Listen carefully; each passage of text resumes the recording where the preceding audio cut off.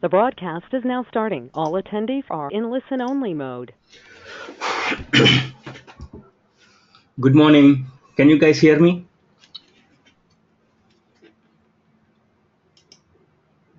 Yeah, very good morning. We can hear you.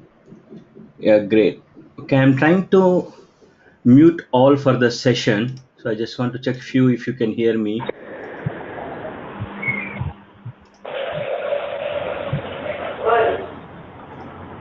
If you Start and the copy boot connect. hello, if any one of you has any issue with the voice or anything, right, you can just type in the chat window. For the rest of the session, I'm going to mute you all. If you have any questions, you can just type in the chat window. So we will take it one by one. And at the end of the session, I will unmute you all so we can have a discussion.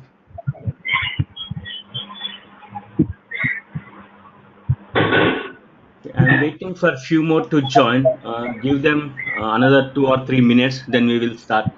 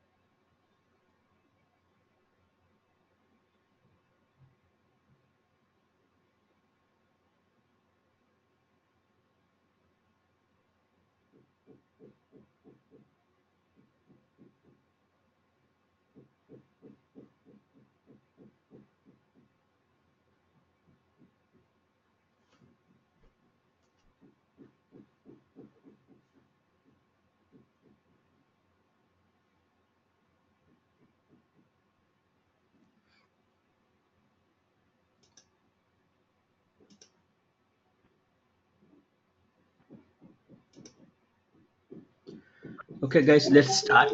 Uh, can you all hear me?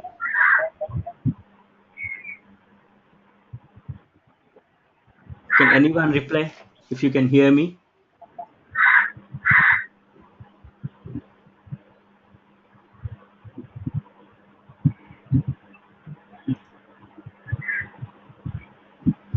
Okay, that's great. Uh, okay, actually, welcome to everyone. So what we did this time is we have actually targeted very specific group of people to market our course. So you guys are out of them, and thanks for joining. This is so early in India, I guess. It is 7 a.m. right? So it's not easy to wake up for a session like this, for a demo session at 7 a.m. Okay, what we are going to do today is I'm going to brief you on data science and what is data science. So I will try to keep it as simple as possible. I will not make it complex so you guys will be confused. So let's see how it goes. So about myself, my name is Kishore. I am here in Singapore for past 17 years. So I work with a few top organizations here, especially with Singapore government and couple of banks, and even in insurance, doing all analytics projects all through my career. So all of my experience is on analytics, like data warehousing, ETL. I work with various tools like Cognos, Business Objects, Teradata. Yeah. So currently, I am heading this firm. If you are able to see my screen called Automaze.ai. So what we do at Automaze.ai is training is our least priority item. But apart from training, most of the things we do in R&D. So we develop some products where AI is used. So like we are working with some pharmaceutical, some hospitals where we are trying to improve the lab results, reading the X-rays. So when there is an X-ray, right, even sometimes doctors can make a mistake reading an X-ray. So what we are trying to do, we are trying to train a system where the system can read the X-ray and can generate the report automatically. Okay? And also we are working with couple of companies where, especially on the human resources side, you know how difficult it is to hire a candidate in a company.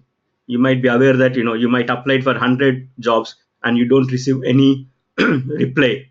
The recruiters may not even see at your resume. They may just see first two lines and they say, oh no, this candidate is not for me. So what we are doing, we are developing a system where it will read all the resumes and it will rank the candidates based on the requirement.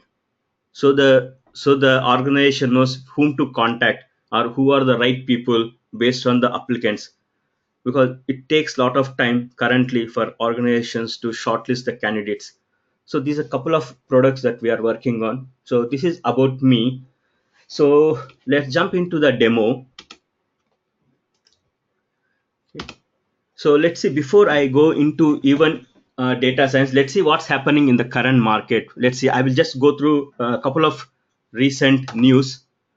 So this is news from May 3rd, where JP Morgan says it's hiring a lot of artificial intelligence people. So this shows that some of the top companies are looking for the artificial intelligence skills.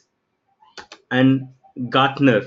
So you are aware of the Gartner company. It's a research company who ranks all the products, and they are estimating AI to reach 1.2 trillions by end of 2018. Here we are not talking about 10 years from now or 5 years from now. We are talking only at the end of this year. And Google's AI chief joins Apple. This news is from last month. So you guys know how Google is successful with AI. Later we will see couple of slides on this topic and why Apple is hiring AI. When it goes to artificial intelligence, you don't hear Apple name as much, right? You hear Google, you hear Facebook, you hear Netflix, you hear Amazon, but not Apple. Yes, Apple has a product called Siri, but it's not really that AI, effective AI. So we will see later. And Samsung to establish a massive AI research facility in France. So what it says is every company is trying to acquire the skills of AI and try to establish themselves in the AI market. Okay. And recently, Huawei, they launched a phone P20. You guys may be aware of this. This phone comes with three lenses. Okay. Previously, it was one lens, right? When Google Pixel came, it introduced just two lenses. Now Huawei introduces three lenses, and they call it as a AI phone. Why they call it as AI phone, right? If you guys are aware of photography, it's all about setting your aperture, setting your shutter speed, okay, setting your ISO to take a picture, right? So based on the scene, photographer will adjust these three settings.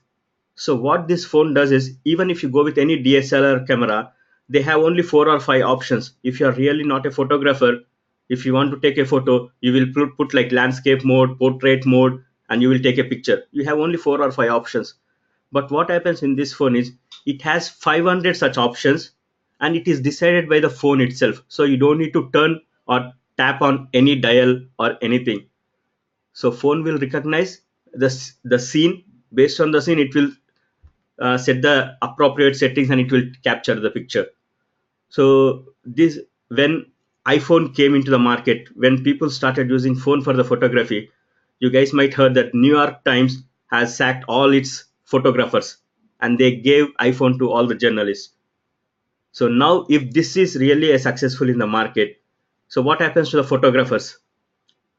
It's not about the journalism. Now even the landscape photographers will be impacted, because camera can decide all the settings. So why do you need a photographer? So AI is entering into all the fields. Okay, so let's see. Another important news that I read recently is creating the cartoons. It's, you need to be very artistic if you want to create a cartoon, and that too, if you want to create a motion picture, a moving cartoon, it has to be, you should be a very talented, because sometimes the artist is, it's a skilled, okay, it's a god skill, we will call it, right? So not everyone can be a cartoonist. Okay, let's see this video here. So this is a very few seconds video. So what's happening here? These cartoons are not created by any human being. Okay, so whatever the text here, like Fred wearing a red hat is walking in the living room, so once they type this, and it will select a living room, it will select the person with the red hat, and it will create a walking animation. So these guys are successful doing that. So this will reduce the investments or whatever the people are spending to take those animation movies.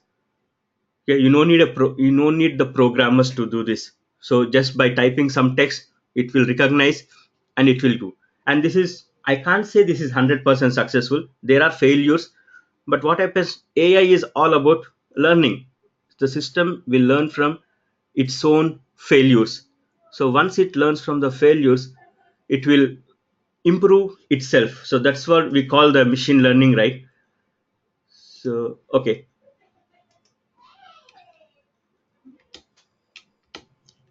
Okay, let's see what is the agenda. I just want to give you some introduction, what's happening in the current market, and how everyone want to have AI skills. Let's see what we are going to cover today. So first topic I want to cover, why people call data as a new oil. Okay, we will see that what is the importance of data. Then we will see, okay, I know the importance of the data, but why data science? What does data science do? Okay, then we will go to yourself. Are you the right person to learn this data science?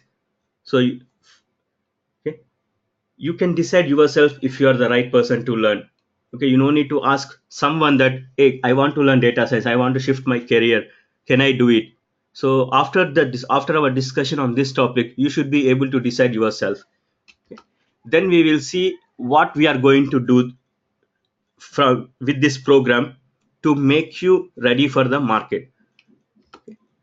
Then we will see a couple of, since this is a demo, and even though I'm trying to make this session very very simple so that you can understand, but this is the topic where it gets a bit complex, because I will be showing you some code. So but this is where you will see the data science in action. So this is a demo, so I'm going to show you some code. Then we will discuss on what's next and our Q&A from here. Okay, so data is new oil, people. This picture is from Economist. So you might have seen this picture before. So why people calling new oil? So what happened when people discover the oil? especially in the Middle East.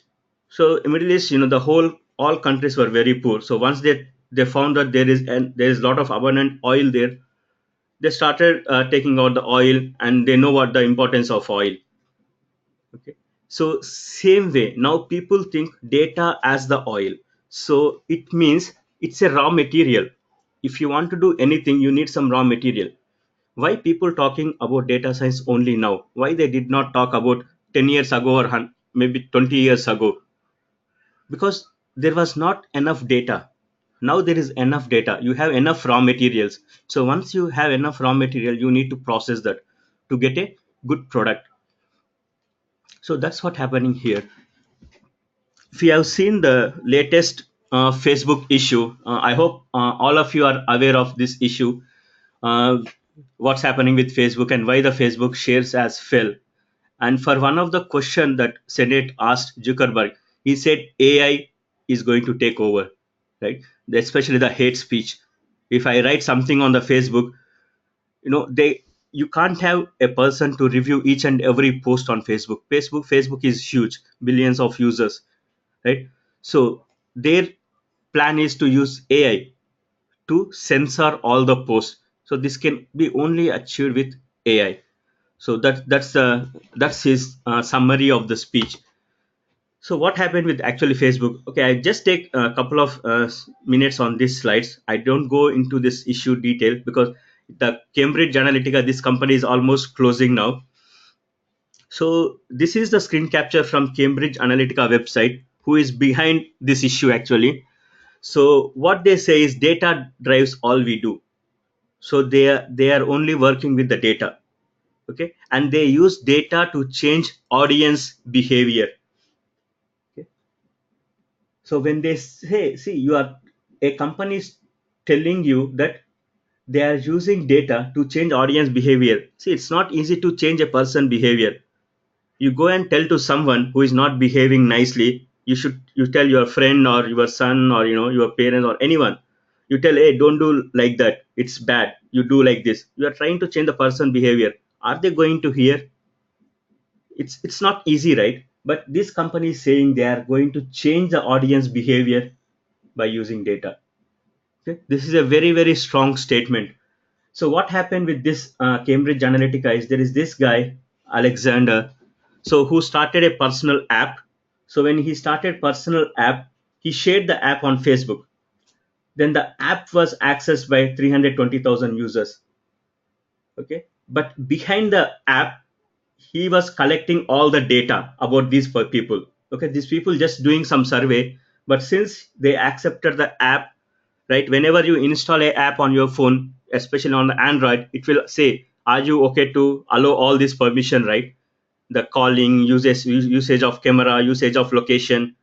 So sometimes, even though that camera is not required, that app is not required, the let's say I'm installing Facebook or LinkedIn, it will ask access to my contacts.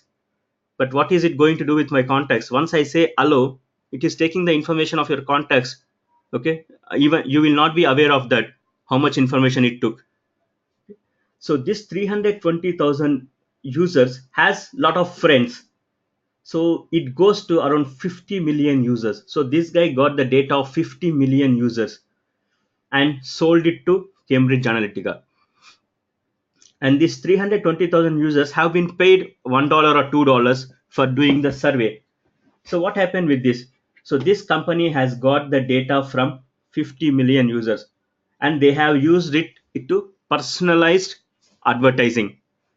That if there is an advertisement, let's say hi all, if let's say if you have received an email saying that hi all, okay, or dear user, something like that, you don't pay much attention. If you see an email saying that dear xyz, specifically targeting your name and asking, okay, we know that you are doing this and you may like this, okay, or you have purchased this item recently on this website and you may be interested in this item, so you will pay attention to it.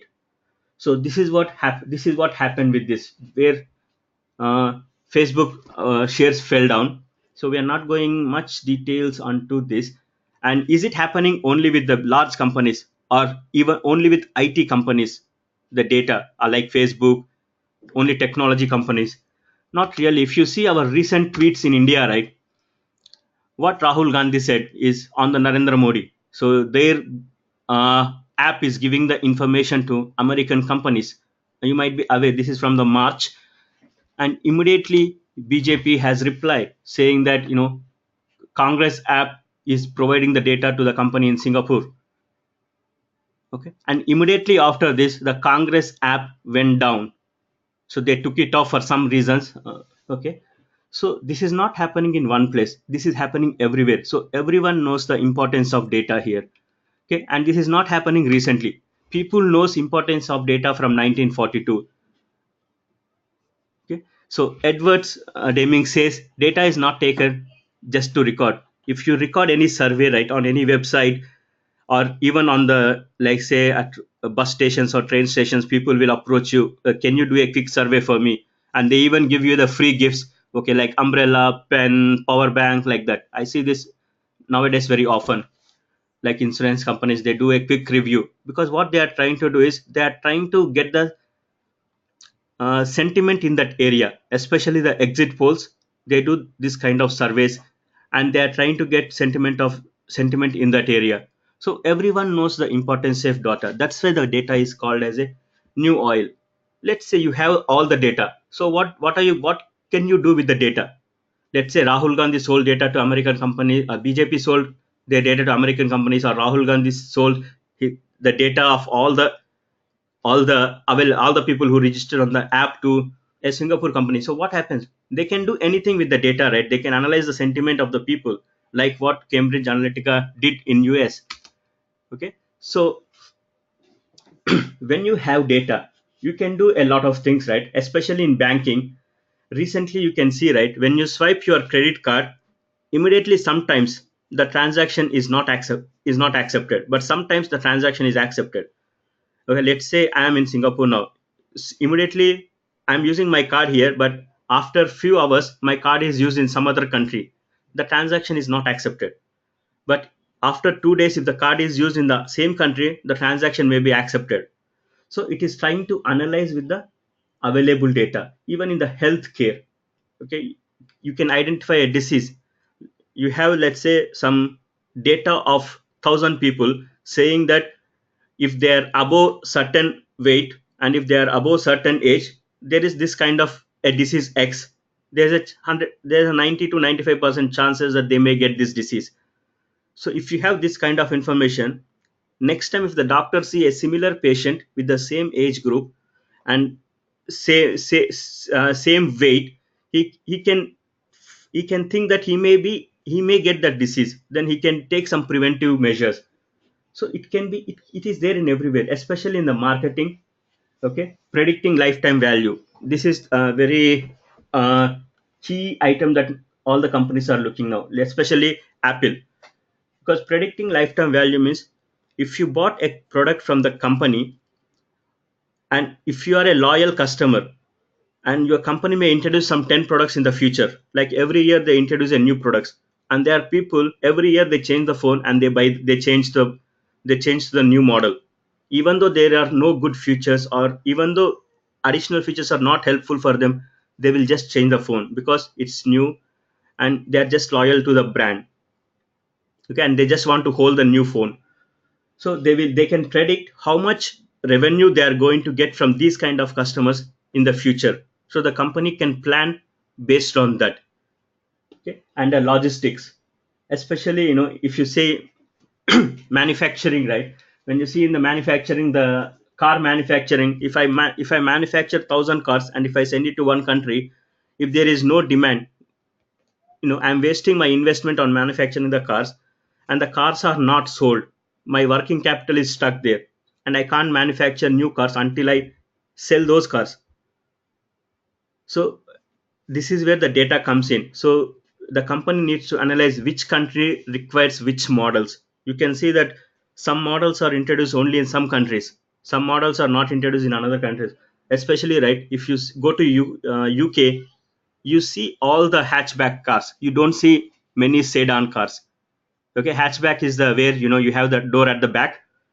So you will see a lot of hatchback cars. But if you go to Asia, you see the big cars, like they need a bigger boot to keep the big things in the boot. So they need to analyze all this data to take the any decisions. Okay, so now we know the importance of data. Then why are we talk? Why do we need to talk about data science? Okay, let's see why people is talking about the data science and what is the importance of data science. Okay, the Glassdoor, right? Recently they rated data scientist as a top job. Okay, and if you see LinkedIn emerging report at the end of last year, among the top 20 emerging jobs, they have machine learning engineer, data scientist, see big data developer, director of data science. See, out of these jobs, I can see 1 2 3 jobs are related to data science. So there is a huge demand for data science. Okay. And also McKinsey Global Institute, MGI, they say that by 2018, right, that there is a huge gap in the demand, around 50 to 60%. Okay, so at the end of 2018 there will be around 140,000 to 140,000 to 190,000 unfilled jobs, and this is only in the US in the data science. So what it says is people understood the importance of the data, and they know data science can solve some of their problems, and they are looking for the data science people, but there is a lack of resources in the market. So this is the data from the market. But why people are looking for these guys only now? Why data science now? Because there are a lot of successful stories because of the data science, and companies has developed new technologies or new algorithms, okay, where the data which was not analyzed before can be analyzed now. So they can use these new techniques to analyze the data and to find some meaningful result. Let's see some of the examples from the industry. I'm not sure if you guys heard about AlphaGo. You can imagine like it is similar to chess, and this is from the Google. Google have introduced a AlphaGo algorithm. This is to play a game of Go. Okay, this is a Go game that you play with the black and white dots. Okay, and this guy is a Lee Sodol, who is a champion from South Korea. Okay, he wins most of the times. He wins the match. So what they did, they trained a algorithm, okay, called AlphaGo, with 1202 CPUs. Okay, you can see, and 100 scientists has worked behind that algorithm. Okay, so they have played around 18 games. Not 18, I think the last encounter was they played around 7 games, 7 or 5 games. So out of all the games, AlphaGo has lost only one game, and it lost that one game also just because this guy made a move that one is not estimated. I mean, the AlphaGo did not believe that any human can make such kind of move. So eventually it lost a game. But finally, this is a very complex game. It's complex than chess. Now even Google has built similar algorithm for chess. Okay, I think it's called deep chess or deep wild chess. So you, when what the people say, right, no human can beat a computer in chess now. Okay, previously, yeah, there's a couple of grandmasters who beat computers in the chess, but based on the current algorithm, no human can beat the chess. Okay, and also it's another example from Google itself. So this is called DeepMind AI. So what it does is they try to, Google has a lot of data centers. So in one of the data centers, they try to experiment on saving the electricity, saving the electricity. Okay, so they're built by certain person. So what happened is they used this algorithm on one day. So this is where they started the control, machine learning control, and this is where they turn off the machine learning control. So once they start their algorithm on the on the production data center, so immediately the usage of electricity came down. So it has reduced almost 40%. So what does this algorithm do is it will try to uh, control some of the items that doesn't require too much of electricity. Okay, it will send only, and based on the historical data, it will see, okay, this particular rack requires this much of electricity, this particular rack requires this much of electricity, and this particular rack is not used during this time, so it doesn't require too much of electricity. Okay, and the lights, the people are not in this area, so the lights, it doesn't require any lights there, and it doesn't require any cooling there. So this is mainly on the cooling, data center cooling side. Okay, it will control the temperature of the cooling based on the number of people, or based on the atmospheric temperature, and it is very effective that it has saved 40% of the bill. So 40% is a huge money in one data center, right? So in 100 rupees they are saving like 40 rupees. That's in single day. And how much they can save if they implement this algorithm to all the data center across the world. So it's a 40% is a huge savings.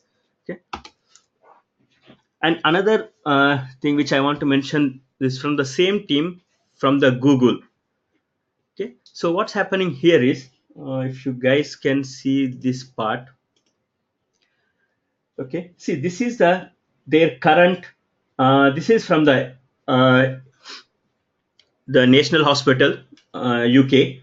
So if a patient goes to the doctor, and doctor recommends some test for the patient, and this patient need to go for the test, and the test results has to reach doctor before doctor make any recommendations or any advice to the patient. So this is the current process. Okay, this is the very lengthy process. Okay, so what the Google does is they use the machine learning algorithm, and what this algorithm does is, once the patient goes to the lab after the test, once the test is done, machine learning algorithm will take control. It will analyze all the data, it will get the historical data from other patients, and also it will get historical data of this patient, and it will recommend the patient, oh, you have to go to this particular doctor, you're having this problem. So he no need to go hop doctor by doctor to see which doctor he need to go. So this algorithm will recommend. So this has saved lot of time for the hospital. And also using this algorithm, right, the hospital claim that they can save 2 hours of time of every nurse time daily. So if they need to work 8 hours every day to finish the job, now the same job they can finish within 6 hours. So they have additional 2 hours, so it saves a lot of manpower. Okay, another famous thing is on the Netflix. So if you go to, if you, let's say, if you turn on Netflix on your TV at home, so do you guys search for the movie by name, or do you guys just select whatever available on the screen? So Netflix has a powerful recommendation engine. Okay, and 80% of the users selects movies based on the recommendation. Okay, I mean, nobody will go and use the search function on the Netflix. That's why if you see, Netflix search is not very effective. Okay, it's very poor. So they have actually, this they achieved by conducting a machine learning competition in 2007 or 2008 for a $1 million prize money. So I think people, data scientists from AT&T won that award, and he improved their algorithm. So everyone, not just Netflix, even Amazon, 35% of revenue is generated by recommendation engine, which is based on the machine learning. And if you see, right now, Amazon in some countries, if you order one product today and the product is delivered to you, and if you order the related product, they will deliver to you only in one day. Nowadays they have something called one day delivery, but this applies to only some customers in some areas, because what Amazon does is, they know if you have bought a camera, so you might buy a lens. Initially you may not buy, but within 2 or 3 days after testing the camera, you might buy a lens. So what they do is they ship this lens to the nearest warehouse to you, okay, even before you order, because they anticipate that you might buy this. So once you look at the camera, or you say, oh, I need this lens, then you will go and order, and they will say, okay, you will get additional discount, and it will be delivered on the same day or on the next day. So this is all about the providing the service to the customer. So see, the guys, AI and machine learning, data science, we will differentiate these terms in a while. So for now you think that all these terms are there. So because since there are a lot of success stories, everyone talking about AI, but is this happening only with the big companies? No, every company that has data can use this machine learning and data science. Okay, okay, this is about the devices. Okay, how data is generated in the system. If you see orange bar here, this is the world population in billions in 2003, and this is 2020, so it's 7.6 billion. And blue is the internet connected devices. Okay, internet connected, so the internet connected devices are increasing more. Okay, and internet connected devices per person is in the gray. See, in 2015 it was 3.47 devices per person. Just look around your table, how many devices you have that can connect to internet. Every device that connect, if I just look at my table, I have 6 or 7 devices that are connected to internet right now. So every device that is connected to internet is transferring some data. Okay, and it is retrieving some data, so there is some data. So there are more, and devices are generating more data than people.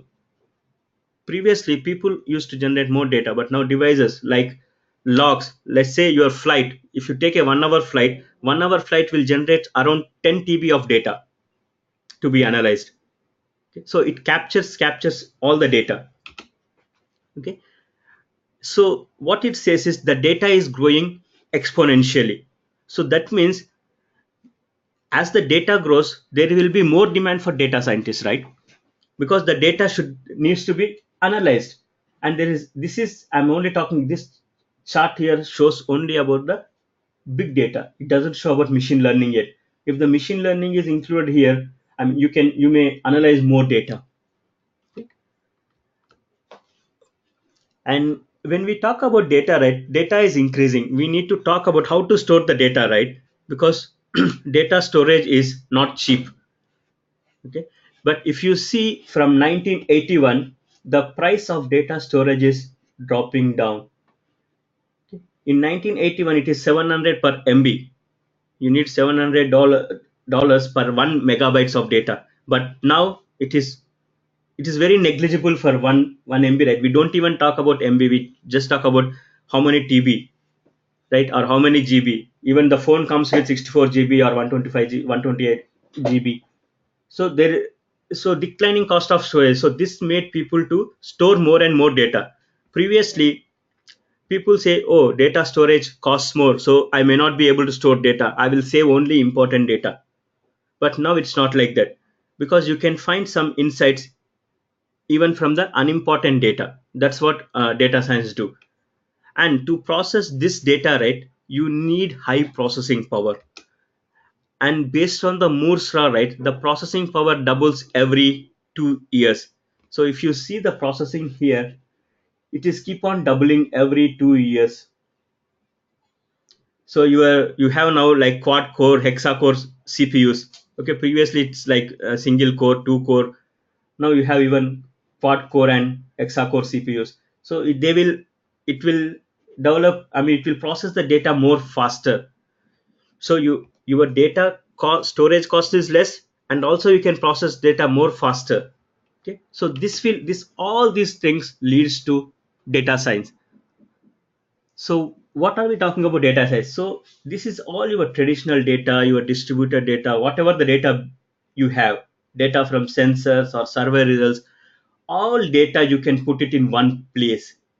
Okay, what we talk here is all about big data.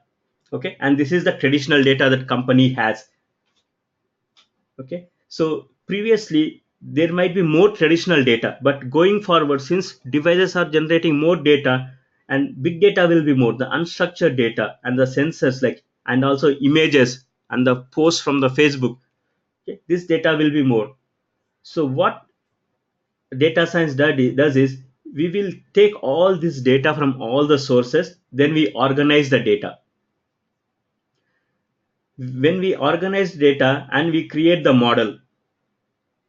Okay, and this model can be used for predicting the future values, or creating the roadmaps for the organization. It can be anything. Okay, and based on this model we can take some decisions.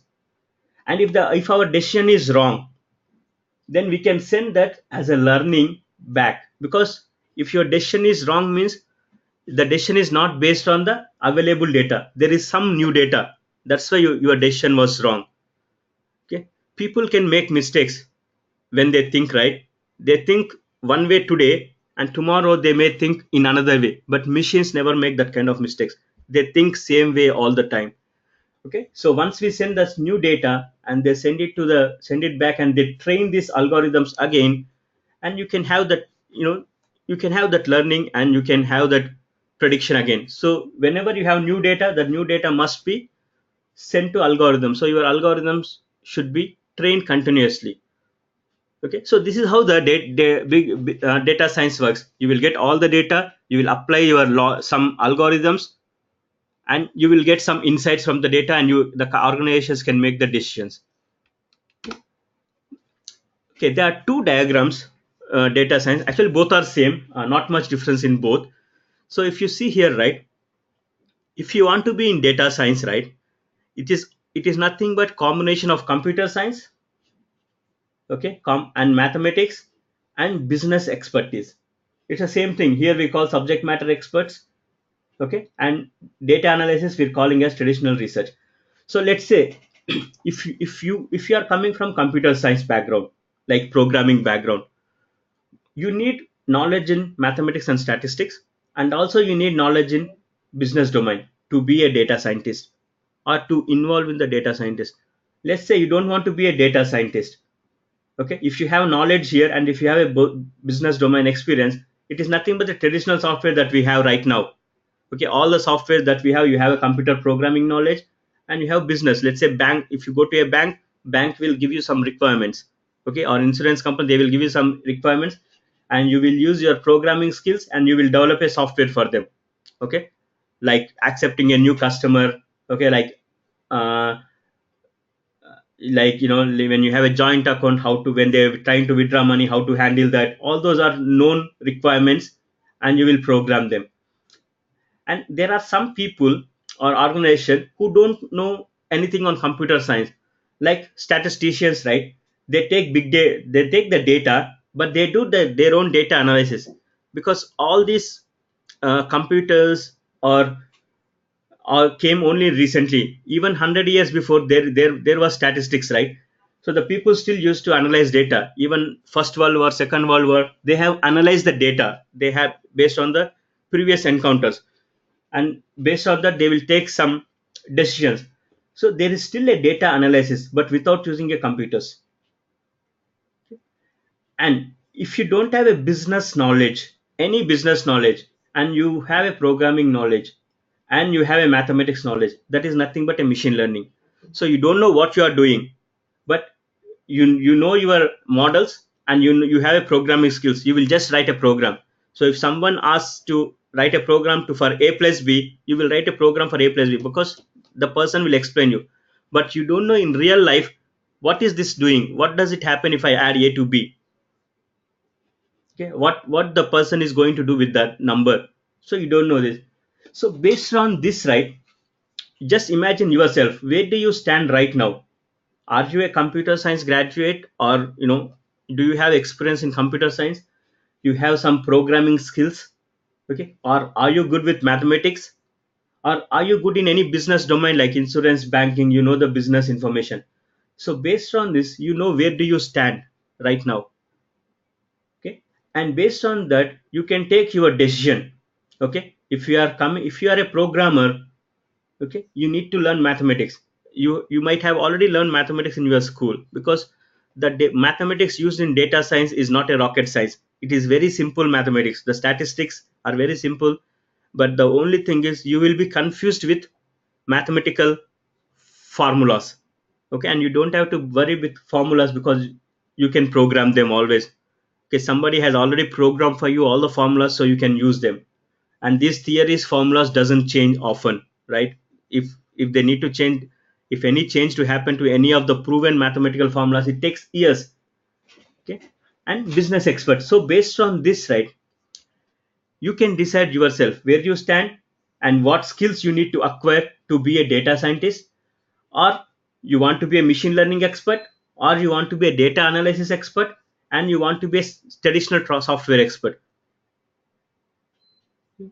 So this will the thinking on this, it will make, actually this diagram says data science is mix of all things, but you can put it other way to think, am I the right person? Where do I stand right now, and what do I need to do to be here or here? So now you decide, okay, can I learn or not? So I don't have to tell you guys, I don't have to listen to your whole story and tell you, oh, you must learn data science. Okay, you don't need that advice now. You know where you stand and what skills you need to learn. Okay, so let me brief you on the, since now we know the importance of data, and we know data can be processed faster, and we can save the very huge amounts of data, and everyone talking about AI, there is a lot of hype on the AI. Okay, and what we are going to do, so at Automage, right, we have actually tied up with this SMAX in India to train people from India on the data science program. Okay, most of the times we are handling only corporate batches, but recently last month we have started our first batch. So, and it's almost we have completed most of the subjects. Only the machine learning is pending, which we are starting next week. So that's for the first batch. So this is for the second batch. That's we are planning for the weekend, and we are also planning another batch in the evenings. Okay, I will give you more details on that later. So let's see what we are going to offer you to make you ready for the. Okay, when it comes to data science, right, there are a lot of things to learn. Whatever I am displaying here are only few tools that we are going to learn. Okay, and there are a lot of other tools, but these few tools that I am giving here are very, very important. If you see the first row, Python, R, these two are like, like people fighting for Congress and BJP in India. Okay, which political party are you from? Okay, like, our, because Python and R are equally important. So people, when they start learning data science side, they think, oh, should I learn Python first or R? Or can I get a job by learning only one language, or should I learn both? See, if you are learning one language, learning another language will not take much time. So, and if the company, if you are going to a company where they are using Python, and if you are a R expert, even though you are expert in the thing, so you may not get a job because they are using different skill sets. But this happens only for a freshers or with very little experience. If you have enough experience, they may not care about this because you have the experience. So the experience counts more than the tool, because any technical tools, right, it can be learned in a week or 2 weeks. So it doesn't matter. So what I suggest is you guys need to learn both Python and R if you are trying to enter into a data science roles, and if you have very less experience. But if you have more experience in any data areas like ETL or data warehousing and reporting, any data related, if you have more experience, you can actually uh, go with only one language. Okay, and Tableau is a go tool for the reporting, and many companies uses Tableau for the reporting, so you must learn Tableau. And you need to have the SQL and Excel. Don't forget Excel. You must learn Excel, and you need to have data analysis capabilities in Excel. Okay, so these are the first primary things that you do need to learn when you are in the machine learning, or when you are want to go into data science or artificial intelligence, any of these areas. And we are talking about big data, right, like unstructured data and Hadoop platform. So you don't have to, if you want to be in data science, right, you don't have to know details of Hadoop, okay, the internals of Hadoop, but at least you need to know how to retrieve data from the Hadoop.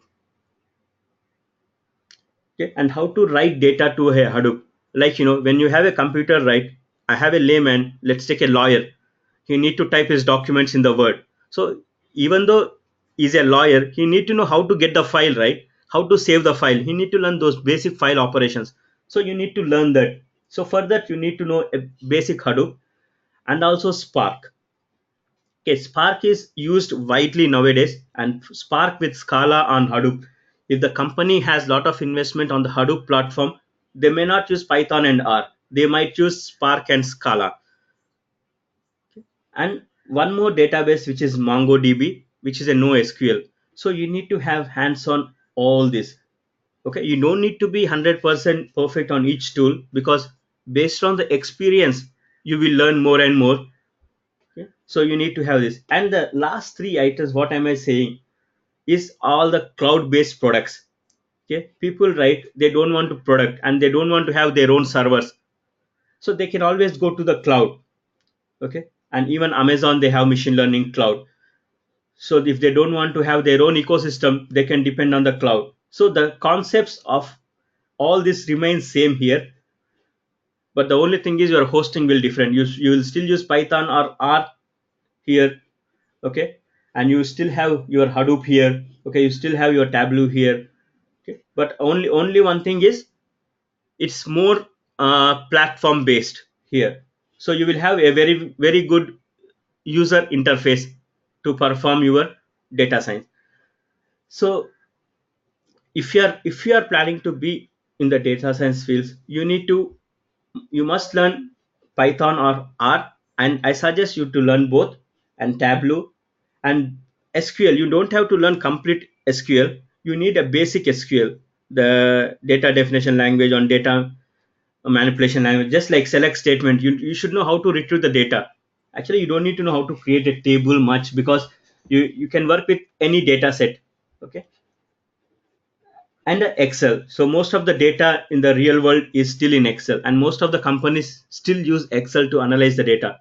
So whenever you go and meet any customer, most of the time they will give you, okay, this is my Excel, this is my data. So most of the time you will get data in Excel. So these are the couple of tools that are required for the to be part of the data science. So any questions so far? Yes, any questions? You can type in the question window if you have any question, because next section is what I'm going to do is I'm going to show you a demo, and don't be very confused. I will try to make it I will try to put it in a simple forms, just to give you an idea of machine learning. This session is not to learn anything. This session is to know and to explore the things that we are going to learn in the future. Okay, okay, let's see. When I dive in, right, I have this image. Okay, you guys, I appreciate if you are a bit interactive on the chat window here, because what am I trying to do, right? I'm trying to group the images that I show you in the next few slides to group A and group B. See, but I don't right now, I don't know this image. I need to put into group A and group B, because I have no information what is group A and group B. I'm just calling group A and group B, right? So let's say I have two. So based on this information, are you able to put this image in group A or group B? So I can say, yes, this is a car and this is a car. I can put them in the group B. Okay, because this looks like a two-wheeler. This is not a car. So that is a bit of information, but is that information enough? Let's see more data. See, I have a car and I have another car. So now I don't know where to put based on my previous analysis. See, as you receive new data, right, your analysis will change. So if you have more and more data, that your analysis will be more accurate. So based on this, right, I can say that, oh, I have no people here in these vehicles, but in the group B I have people. Okay, here I have no people. So I can put in the group B. Let's see another example. Yes, this example confirms that, yes, this should go here. Let's see another example. No, I don't have any more people here. See, now I am again back. So my analysis has failed. Whatever I decided on based on this image and confirmed based on this image has failed based on this image. So there is something else missing in my analysis. So what could be this? So based on this, can I decide? I'm still not sure. And based on this, can you guys decide? Can I at least have some replies? Okay, where do I place this image? Group A and group B.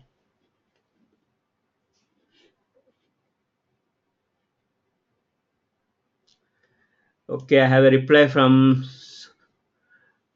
Saurabh. Okay, Jayesh, Saurabh. Okay, that's exactly right. You guys guessed it right.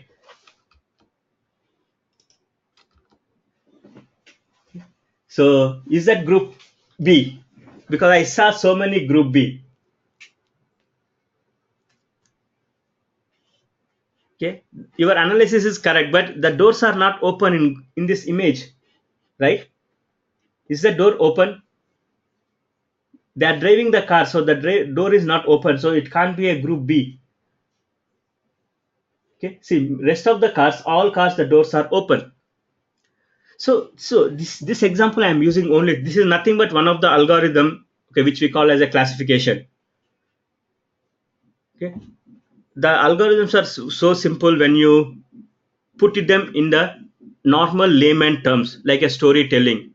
Okay, once you go into mathematical expressions, it becomes complex because mathematicians love to use those symbols like delta, alpha, right? Once you go into those symbols, it gets complicated. But our purpose is, not to be a mathematician. Our purpose is to be a data scientist.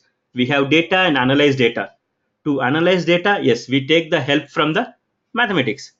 Okay, let's see what kind of algorithm that we normally do in machine learning and data science. See, we call them as a supervised learning, unsupervised learning, and reinforcement learning. Okay, what is supervised learning? Supervised learning is nothing but you will learn based on the historical data. Okay? Okay. And there are two kinds of regression and classification. So you need to know something about the data when you learn about the when you're talking about the supervised. It's about predicting something. I have previous. Let's say you take the your let's say this person is going to be affected with cancer or not. So I have historical data of maybe some thousand patients or 10,000 patients. If they have this kind of symptoms, yes, they are affected with that. They have the cancer. Okay. How many times you went to one doctor, and you think that doctor is not doing good, and you went to another doctor. So this doctor, based on the symptoms, he analyzed your disease, but you are not sure if he did the right job. And if you go to other doctor, he might say, no, the doctor did wrongly, he analyzed wrong thing, you don't have that, you may have this. Okay, so they are trying to they are trying to be a data scientist there. They are trying to, based on their learnings from their school and also from their experience of all patients, they are doing the job. Okay, so that is nothing but a predictive analytics, but they are using their specific skills for that. Okay, and that is what we call as a regression. Using regression, we will do the prediction. We will see more about this, okay, on the values. And the classification is nothing but which we just saw one thing. Okay, you have, your outcomes, but you don't know much about your data. Okay, like email, I want to know if my email is a spam or not. So you guys, if you guys are working with emails for very long, or if you are checking with the emails for last 10-20 years, you might observe previously there used to be a lot of spam emails, but nowadays spam is getting reduced, all because of the in all because of this classification methods, the algorithm. Okay, this algorithm identify if the email that you receive is a spam or not. So the output is only one thing, yes or no. Okay, but input can be anything, and it doesn't know much about the inputs. Okay, that about the supervised learning, it learns based on the data. Let's say now this algorithm has identified wrongly, and the data will be sent back to the algorithm to train the algorithm again. So once the algorithm is trained, it next time it will predict correctly. And what is unsupervised? Unsupervised learning means it doesn't have any information about the data. Okay, it doesn't know anything about the data. What it will do, it will try to go through the data and try to identify the patterns, and it will group them. Okay, when it goes to unsupervised learning, right, I can simply show you this. uh, Let me go to this website. Okay, how many of know Google News? So what's happening here? See, if the first news I see about earth major quake hits Hawaii, right? Okay, and this, right? See, I have the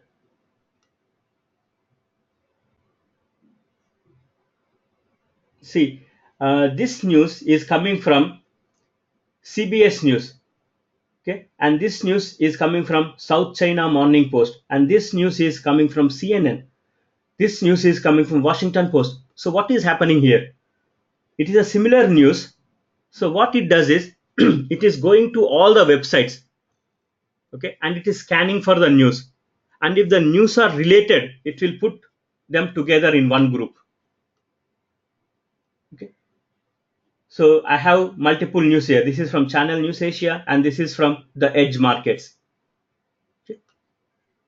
So if there is no earthquake, right? I don't know that there is an earthquake, so it doesn't find this. So this is nothing but your unclassified learning, right?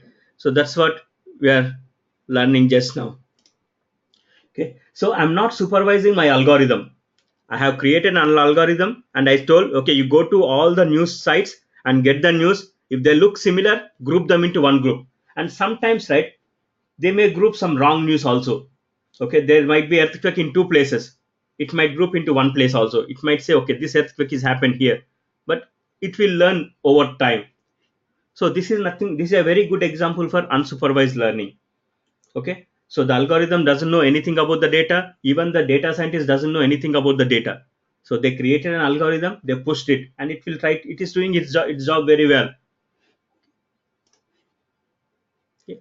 And another one is a reinforcement learning. Reinforcement learning is a bit different. It learns itself. Okay, like we have seen the AlphaGo just now, and even the playing chess. I can't teach a computer how to play chess. So what happens here is the system will make a move, and if the move will result in, if the move is good, we will allocate some points to the move, so we will reward that move.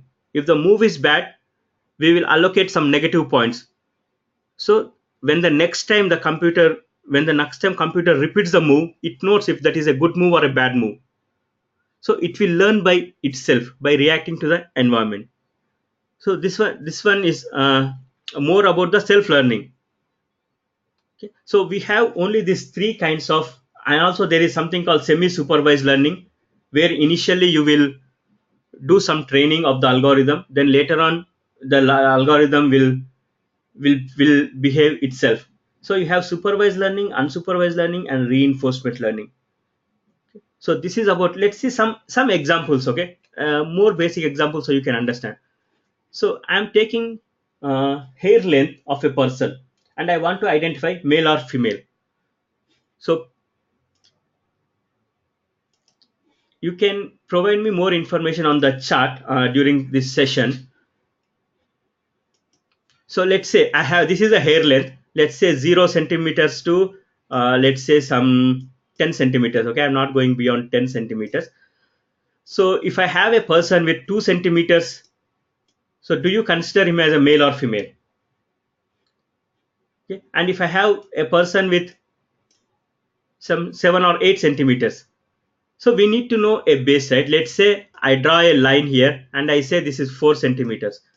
If the hair is more than 4 centimeters, I will say it is female. If it is less, but is this right? Okay, because some male has a longer hair, some female has a shorter hair also, right? So this, what we will say in this case is there is not enough data. I'm trying to classify, but I don't have enough data to classify. Okay, so let's see what I'm doing. I'm taking hair length as well as I'm taking height of the person, because men tend to be more taller than the women. So I'm taking around 50 centimeters here of hair, okay, and height here. Okay, so hair, based on the hair length, I can say here, right, this is based on the hair length and based on the height of the person. So if the person is more than 150 meters, let's say I draw a line here. Okay, So I say if the person is more than 150 centimeters and the length is less than 5 centimeters, okay, then I say consider as a male. Okay, and if the, sorry, this should be okay. So if the person hair length is less than 5 centimeters and the height is less than 150, I consider them as a female. So what am I trying to do here is I'm trying to draw a range. Let's say if the person is hair is more than 5 centimeters, okay, sorry guys, this should be male, right? Okay, and okay, and if this should be female here, if the person height is less than 150 and the hair is more than 5 centimeters, I consider them as a female. So what am I trying to do is I'm trying to draw a space. So this one should be always male, okay, and this one should be always female. Okay, and also here if the person height is more than 150, okay, if the hair is more than here, I will consider them as a male. So see, I have more information now. I have two variables, and I have, let's say I have more variables like dress code, the way they dress. So I can do it in better way. I can analyze this data in a better way. Okay, so this is nothing but our classification. So based on, if you have the more features, normally the every feature, right, normally you call it as a column or attribute. So we call it as a features. If you have more features, your analysis gets better.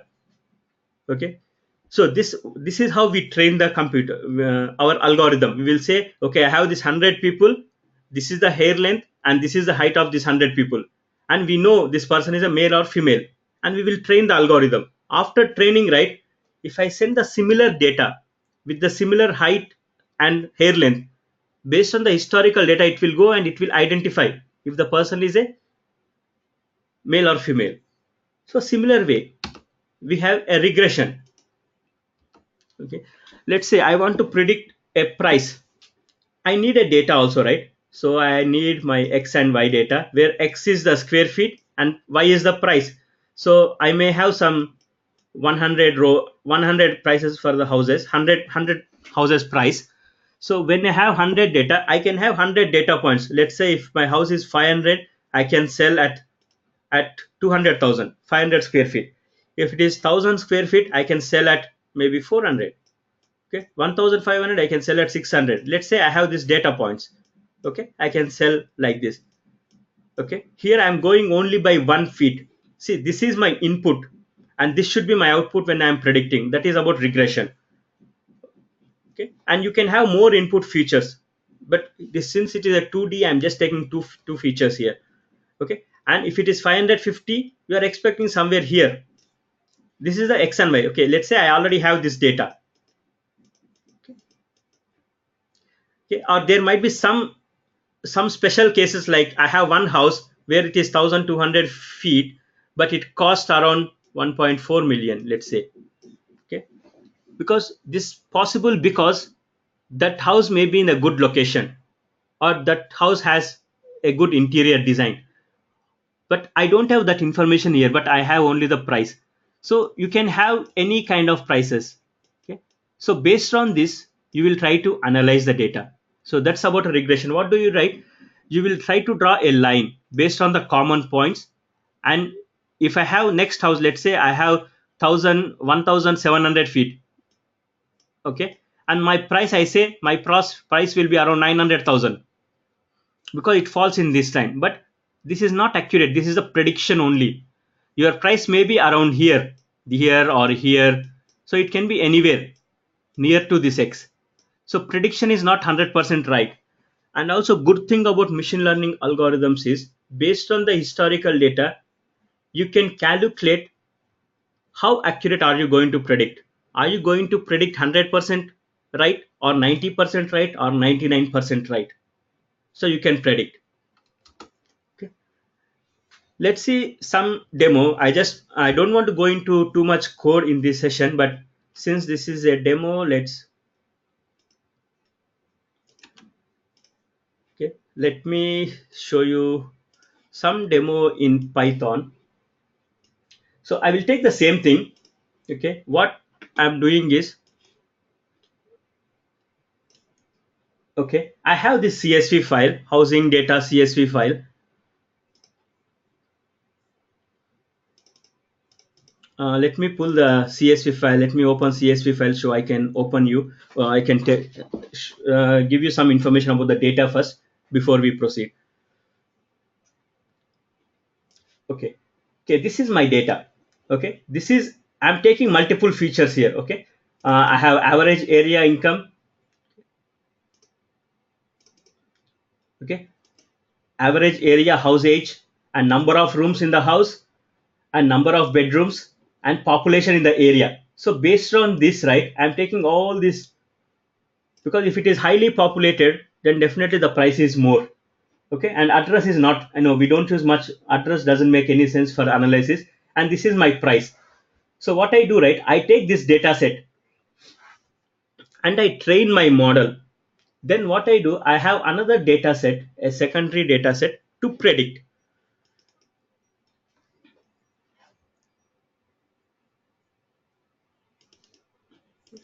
So I have this secondary data set of five rows, similar this, and this is actual price.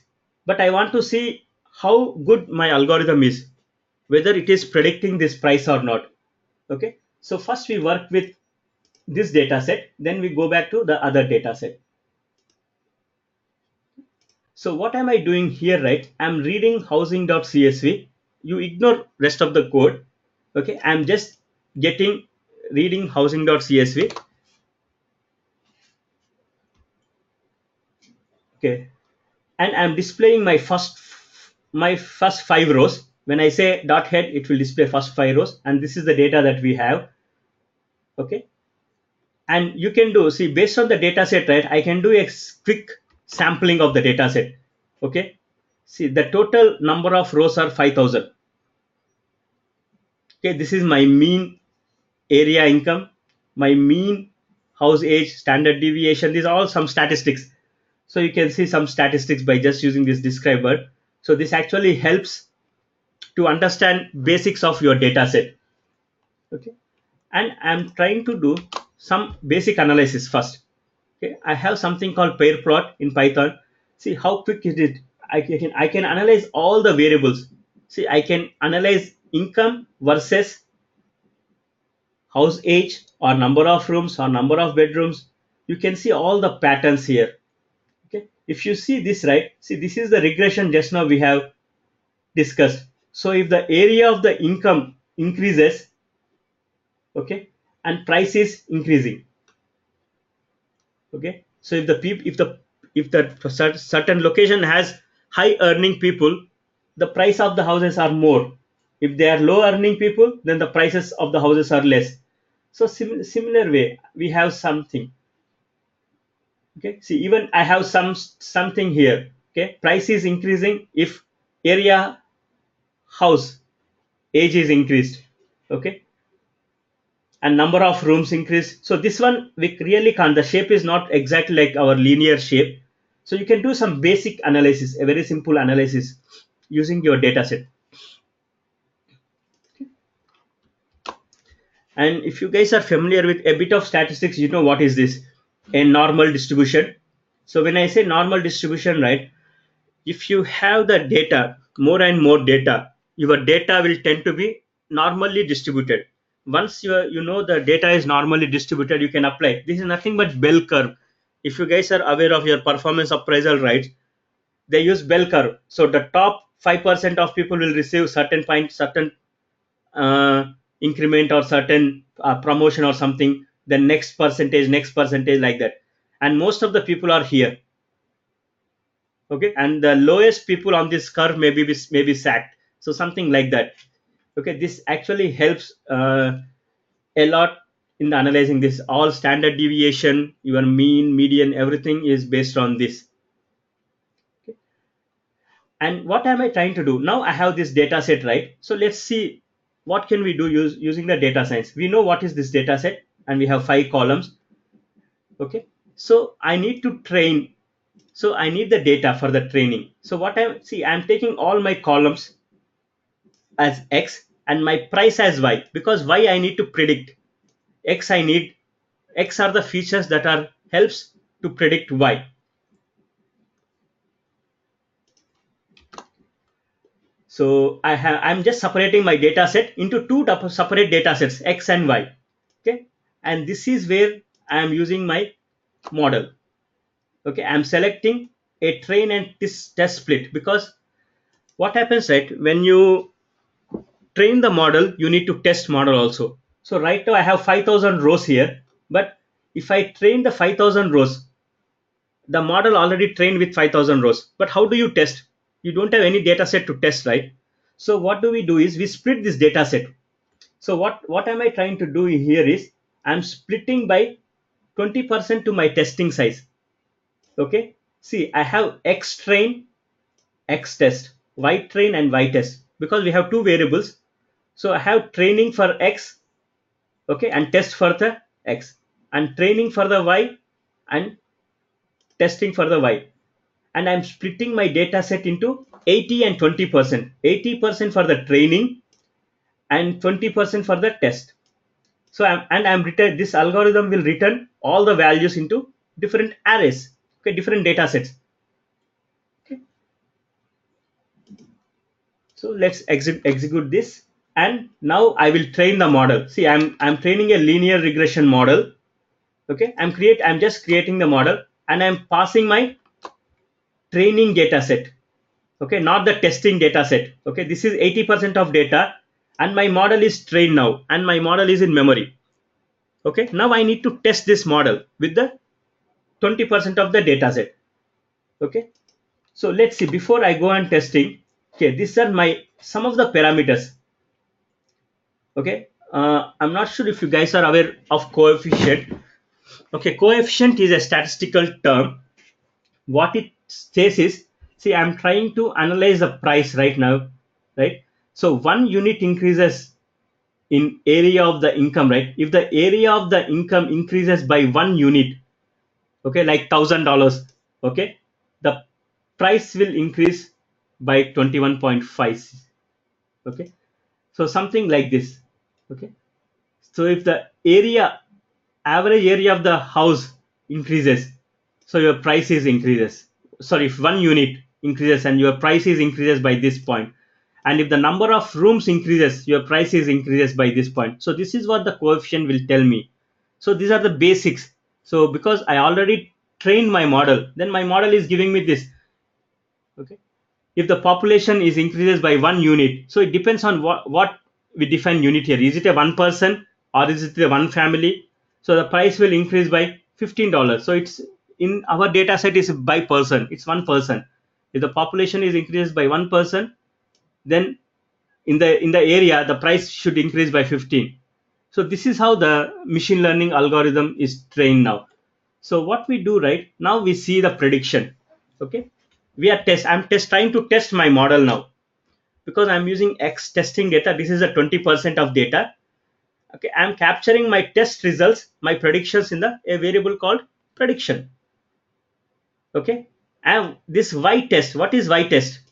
Y test is the 20% of data that is from the our initial data set, and predictions is whatever we have predicted. What am I trying to do? I'm trying to do a scatter plot here. So I'm seeing, are they really close? See, my prediction value is close with actual value. That's what this says, right? So it's going in a linear way. Okay, let's see. Since we have tested this is about the testing. So let's see, actually, is my algorithm working fine? Let's open our data set back. So I have this my 5 rows. So I want to predict these 5 rows. So what am I trying to do? I'm reading my housing 1 CSV. Okay, these are the 5 rows. Okay, which is in our Excel, the same 5 rows, okay, which are part in my Excel, and I'm reading all except the price. See, I'm not reading my price from here. Okay, I'm reading rest of the columns into X1, and I'm predicting for based on this X1. Okay, and I'm just printing my prediction. See, these are the predicted values, and what are my actual values? Because I know the actual values. Are they close? Pretty close, right? 14058, so I have 14037, only few thousand difference. So if in future if I want to buy a new house in this area, so I know my average area, I know all these parameters, and I can pass these parameters to my algorithm, and it will give me the price that I can pay for based on the historical data. So let's see here more clearly. So this is nothing but the same thing from the Excel. So 1016424 and 1059033, it's very close. Okay. All this 82336, 830,943, it's very close. See what happens, since these values are not close, I can include these four values, because these values are actual values, back into my data set, and I can retrain this algorithm. So next time it will predict more accurately. So similar way, I will try to draw a scatter plot. See, it's very linear, a bit here and there. Okay. So this shows my both variables, my actual values and predictor values are same. So it's going the linear way. So any questions so far, guys? So this is how the machine learning works. So it's so simple. You can predict. I'm not writing too much code, right? The code is very less. And am I using any mathematics here? No, because all mathematics is here, linear regression inside this. You just need to understand what is linear regression. You no need to understand, how this linear regression works, generally speaking, because if you are working in a company, you are not the only person who is doing the job. There are a lot of other people working with you. It's a team effort. So it is part of the team. So let's go back to our slides. So that's a bit demo on the how it works using the Python. We can do same thing using R. Okay, so there are around 14 or 15 algorithms that we have included in the course. So we will be covering each algorithm in detail. But before covering the algorithm, we will also cover. So these are some terminology that we are going to use. Let's see what do we cover in our course.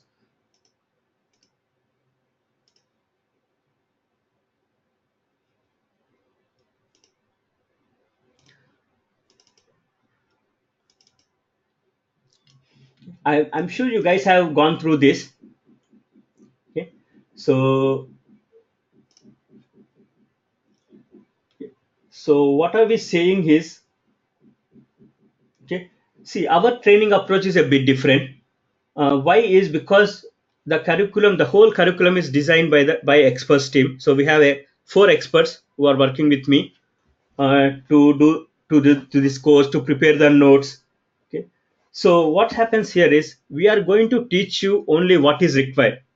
I'm not going to teach you entire mathematics, but I will cover the mathematics that is required for the data science and the statistics that is required for the data science. Because no point learning everything, because if you keep on learning the whole statistics, whole mathematics now, it will take an year. Okay, so and that is not needed, because once you have the basic skills, you can go and learn your machine learning. And during the machine learning, if you want to learn a new algorithm, at that time you can learn on yourself whatever the basics require. So the way we design this curriculum is starting from basics. And another important thing is we are going to give you all the notes. Okay, and we are not going to ask you go and refer there, you go and study this book. We are preparing a very detailed notes. I can quickly show you the notes from our first batch, that the notes that we are giving them. Okay, something like, see, we have had Python, mathematics, and even we did actually two projects. Okay, with our first batch.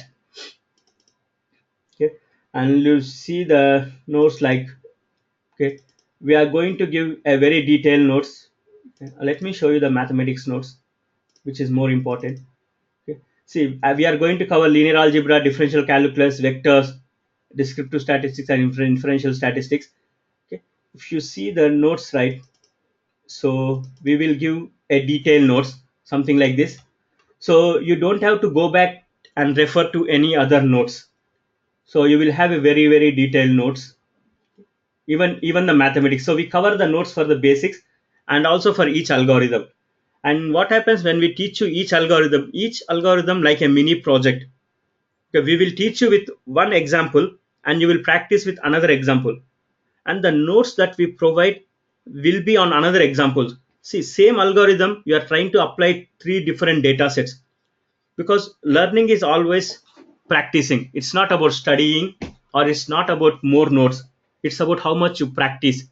So the way we design this course is you will get to practice on more data sets and with different examples. Even when we teach Python, we use one example in the class and there will be another example covered in the notes.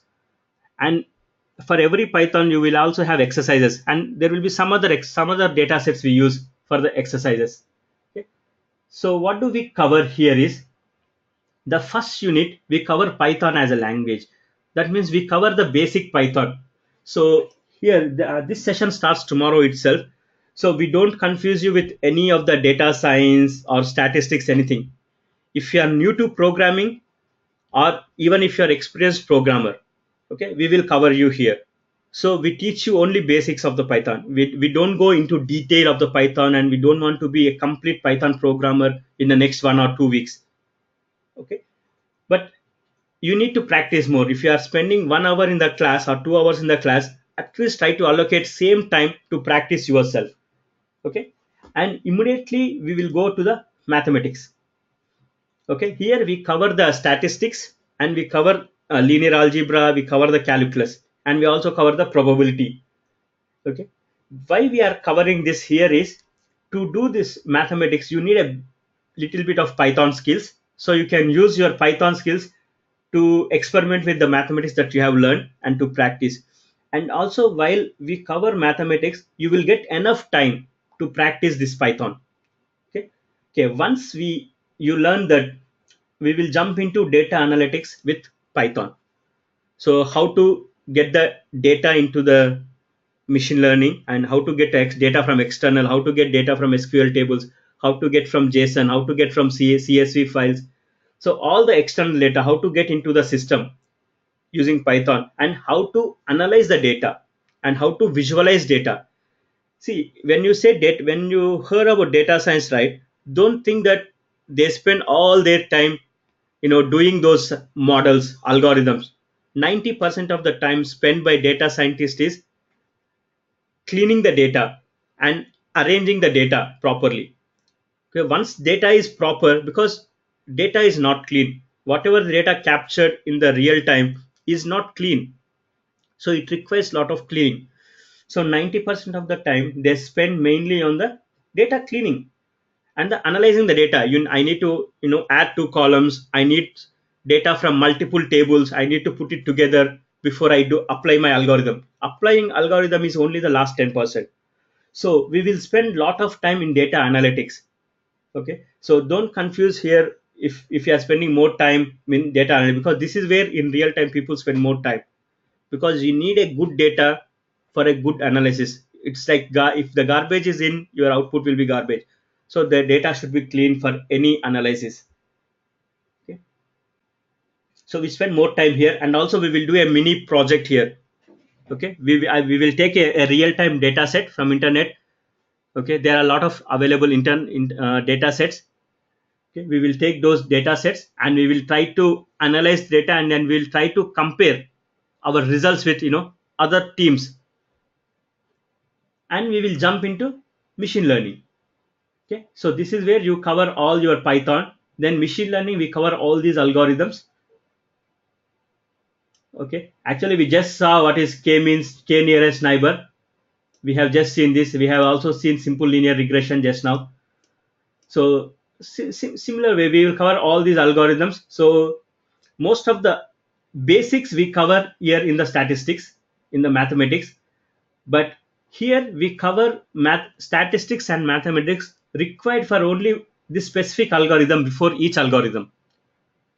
Okay, so we split our math statistics also into two parts. The basics we will cover here, and the required for these algorithms we will cover here, so that we are going to cover all the required statistics and mathematics for all the algorithms. So that's the reason why we are splitting them into two parts.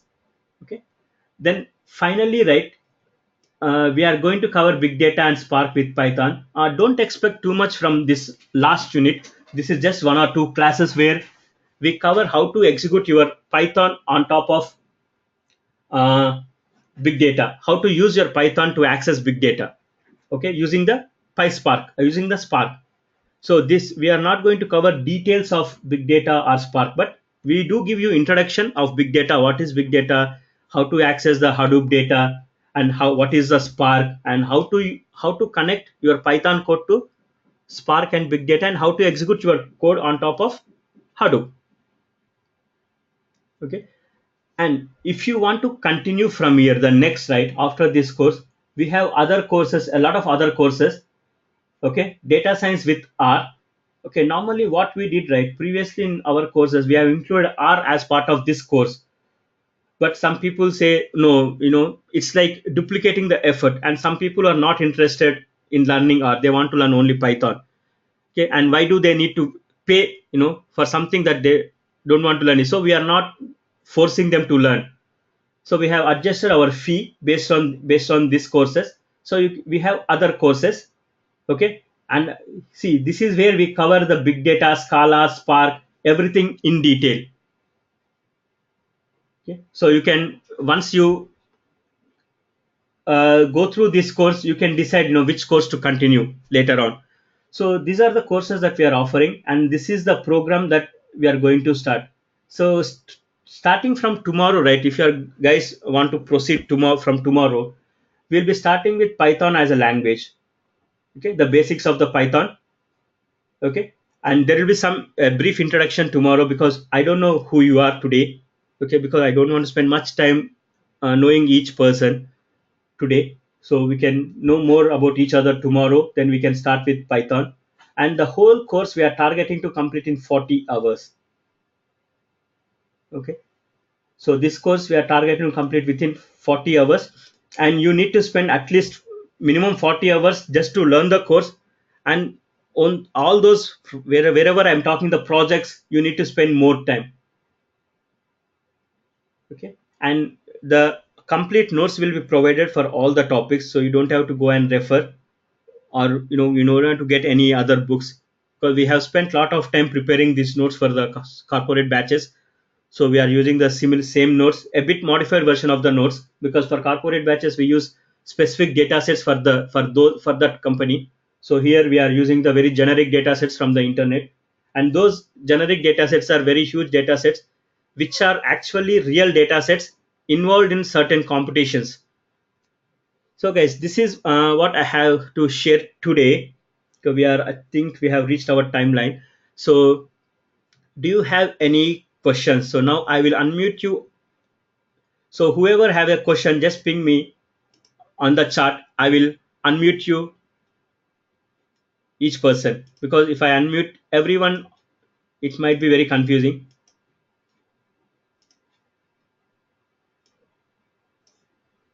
So anybody, any questions?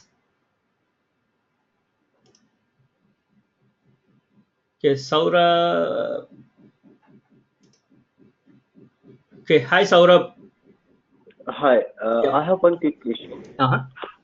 So, R is the part of this course, or means we have to pay extra fees for this R learning? No, R is not part of this course, but very negligible amount will be charged for you. If you Okay, want to because continue the with the course, R, yes. yes, I want to because the course content is different, whatever we have, and you are showing what is Oh, it's is it? different. Yep. Okay, maybe you have got the earlier version, because okay, for earlier version, right, the fee is different and the course contents are different, because what we realized is some people are saying, why do I need to learn R? I'm not interested, right?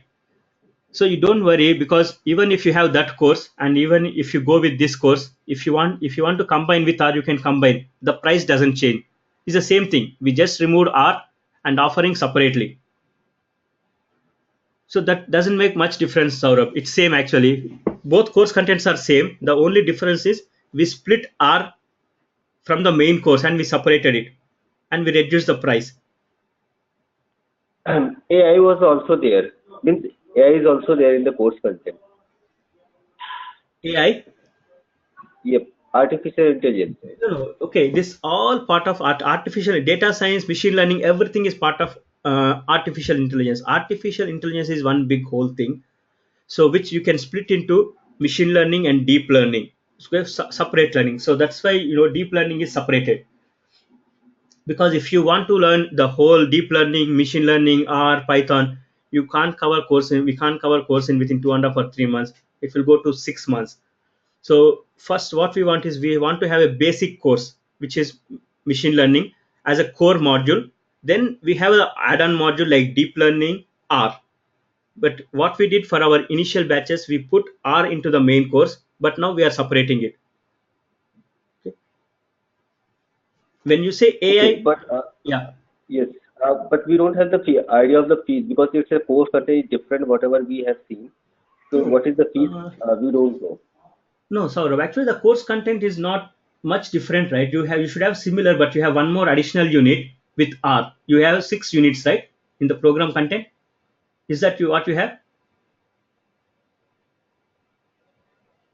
Do Can you you have recheck once again? do you have 6 units?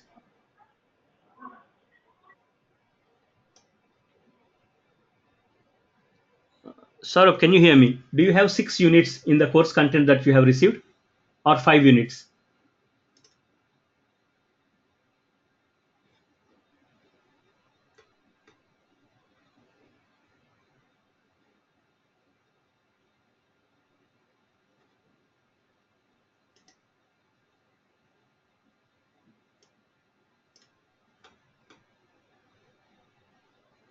Mohit, I already unmute you. I think you are self-muted.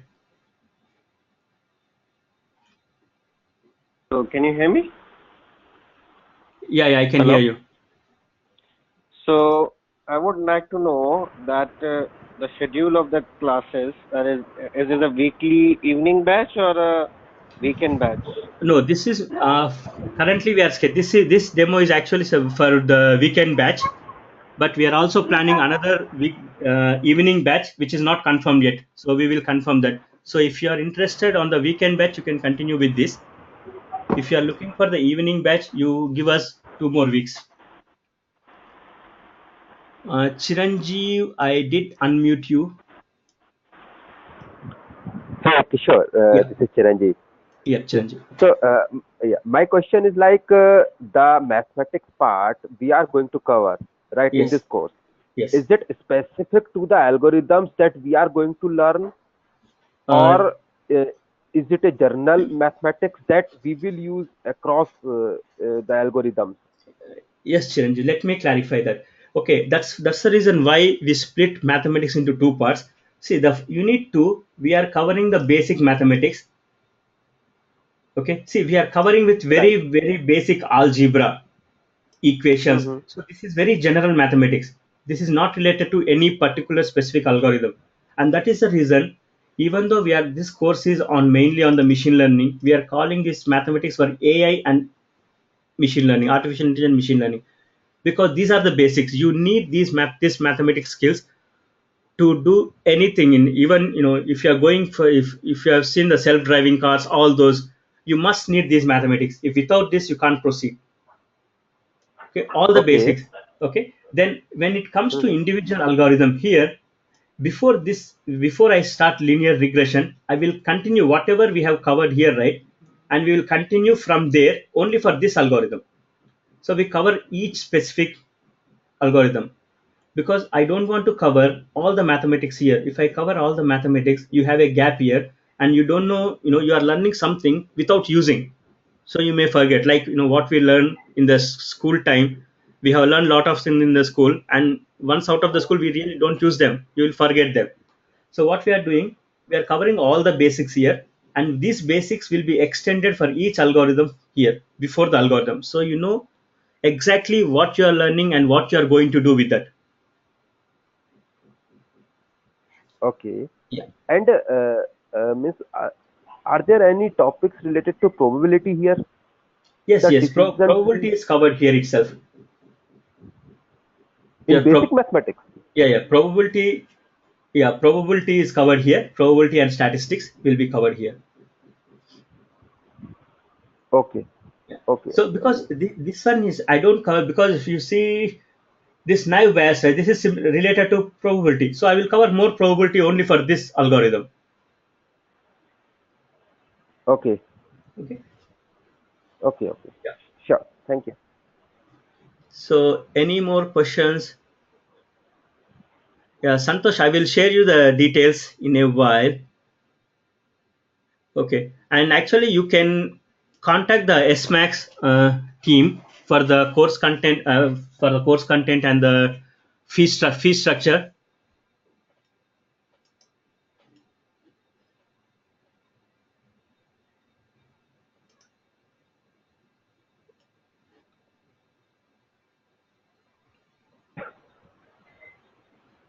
Okay. There is a question from Shweta. Shweta, I did unmute you, but the question from Shweta is she has 8 years of data warehousing background, and she's confused which course to do first, either big data or data science.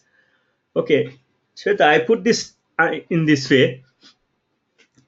Both are not really different. Okay, big data comes first, then data science.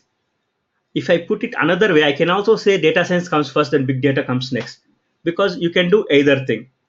But if you're learning data science first, you can't connect to big data.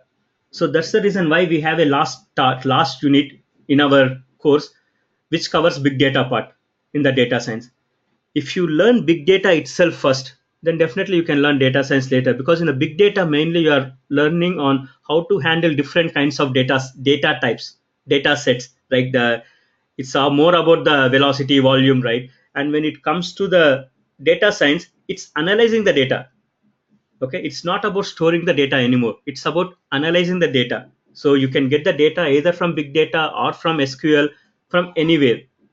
And if it comes to the what you need to learn first, because you're having the data warehousing background, so I recommend you to go with the data science first, because here we also cover with the big data basics, so you already have a data warehousing background.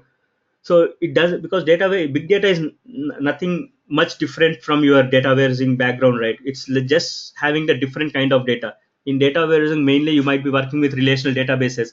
So when it comes to Hadoop, you will be working with different data coming from the sensors. So all this data you will capture in Hadoop and you will put it in a proper format, then you will apply your data warehousing skills on top of that. Okay, so it doesn't matter actually which one you learn, but I suggest you to have the knowledge of Hadoop and data science. So when it goes to big data, right, you have a lot of tools like Hive, Pig, Kafka, lot of tools, okay, Scala, lot of tools. So it's I will dis- so it's you can decide which one you can choose, and also it all depends on what kind of opportunities you have in front of you. Let's say in your team, do you have more big data projects coming up in your team, or more data science projects coming up in team, or do you want your career to be specific to data science or specific to big data? So if you are more into databases, right, you go into big data. If you are not into much into databases, you want to do some analysis, and you want to interact more with the users, and if you want to propose something to the users, you will go with the data science. So Shweta, that does it answer?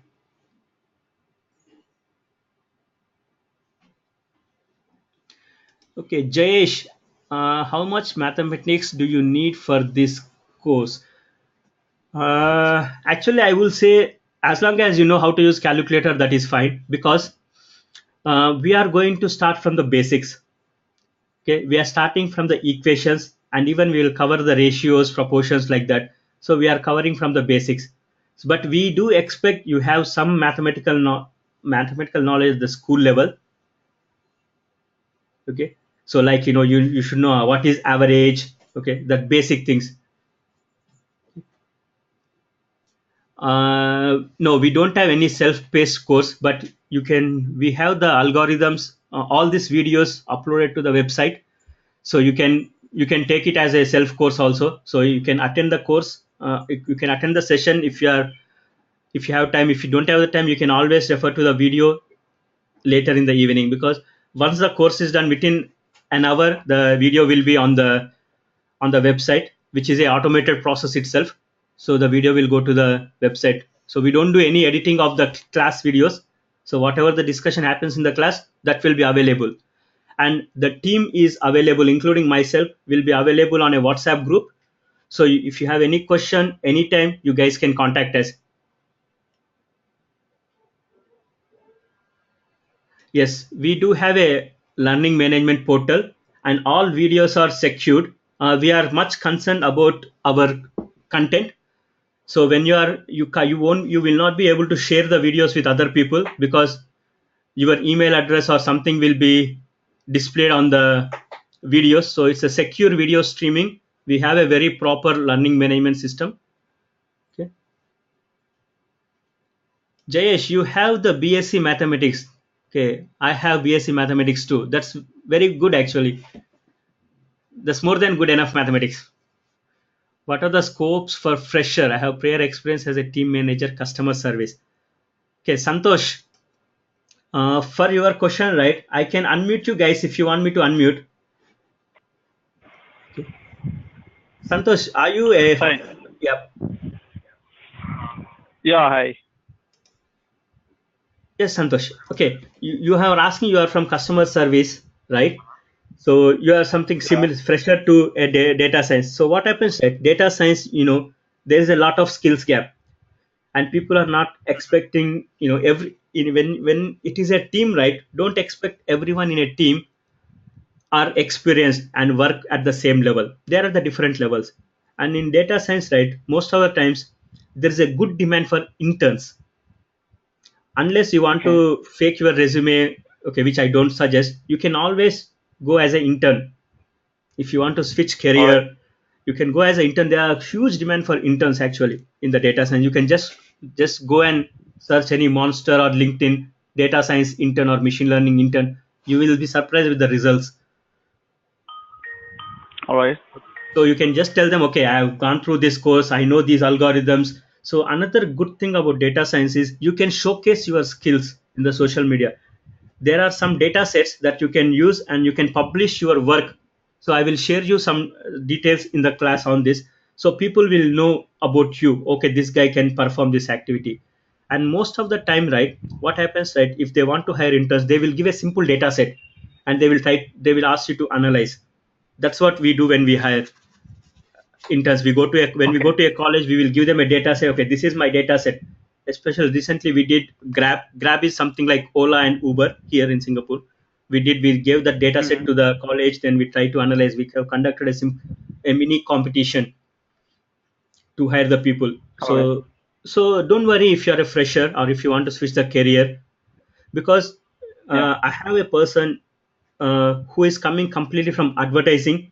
He has some 8 years experience in advertising, and he secured Okay. job as a data scientist in advertising firm, because he knows the data better than anyone else, right?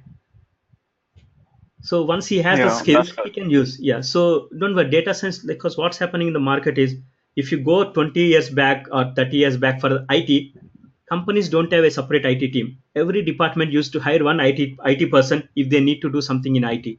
But now every company has their own IT teams. So same thing happening with data science. Right now, if HR team wants to have some data science analytics, they're hiring one data scientist for their own purpose. But soon it will change. Every company will have their own data science. If you see the which country in the Middle East, I don't know, Saudi Arabia or UAE, they are even having the minister for artificial intelligence. So the things are changing. Okay, Saurabh, the question from Saurabh, where will we get the software? Okay, don't worry about the software. Everything, we will provide everything, and you don't need to get access to any server or anything.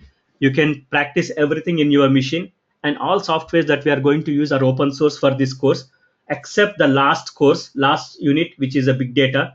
We are going to go with the Amazon Web Services with a 30 days. You can register for a 30-day trial package, and you can finish your module for that. So don't worry about the softwares, because Python is free, and all algorithms, it's a general mathematics, statistics that we are going to use. Okay, Mamata Krishna from commerce background, how much time I need to spend for this course? Okay, as a beginner, right, what I said is, since you are from commerce background, I can say you have a bit of mathematics background, because you will be good with the accounts. You know how to manipulate the numbers, you know how to analyze the numbers, how to find the insights in the numbers, right? That's what commerce people do. So since you are a beginner, you can spend, okay, if the session is for, let's say, 1 hour, every person has to spend at least an hour to understand what was discussed in the class. So rest, right, for all those mini project, major projects, you need to spend more time, especially the major project requires more time. And what we do, right, for every project, we will do a walkthrough in the class. So before we even see your results, we will walk through of the project, and we will share our own analysis. Okay, based on that, you can fine tune your analysis. So you need to spend a lot of time. You need to allocate at least 10 hours a week, I can say, if you are a fresher.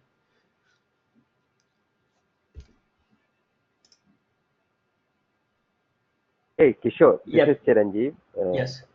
I have another question. See, means, say for example, for practice during the course, okay, you will be providing us the platform, Yes. okay, that we can practice. But let us assume that our course is completed, okay, but still we need to do some practice, right? Okay, so how you would be helping us in that practice arena, or you would be means we will be having the access to the software.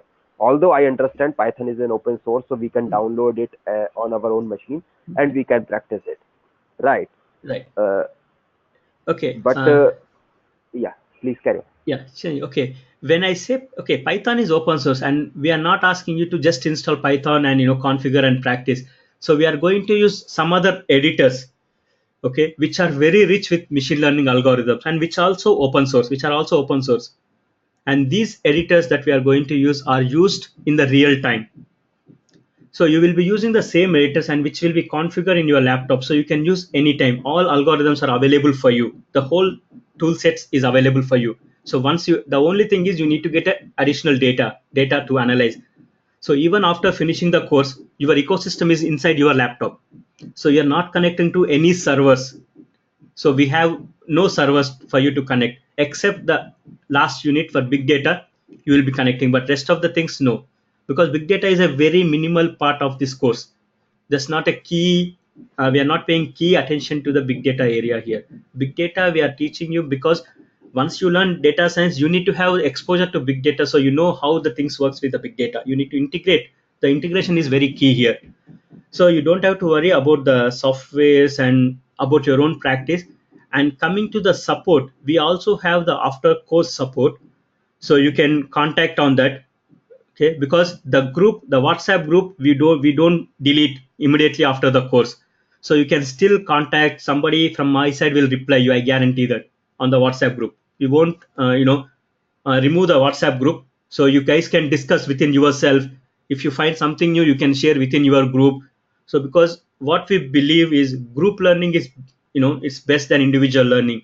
If you learn, you only think from your side, but when you discuss in a group, when you learn in a group, you will also know from other people what they think, what are their opinion. You can share your code, so it will be a very good learning platform for you. So I have another question here.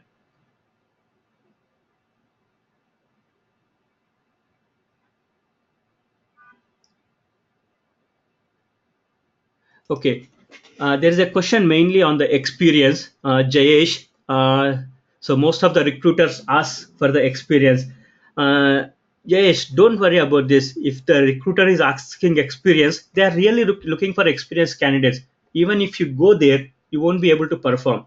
So that's the reason why I'm saying you have to find an internship. Okay, or you need to showcase your skills, because once you learn one algorithm, right, every company is using the same algorithm, but the experience really matters. So when you don't have much experience, showcase your experience. You get, because for data science, the data is available freely everywhere on the internet. You get the data, you analyze the data, and you put some nice charts, you publish it online. Okay, there are few websites where you can publish, and you can mention that in your resume, this is my analysis. Okay, and this is my link, like GitHub, you can share your GitHub link, so recruiter will go there and they will see the way you write the code, how you are analyzing your analyzing strategy, so your report. So you can do that. You don't have to worry about the experience when you are learning, but whatever you are learning, learn it properly in a structured way. And when you showcase your skills, you don't have to worry, because a person with 10 years experience may not perform as good as with 2 years experience. It all depends on individual persons. Jayesh, okay, I'm unmuting you.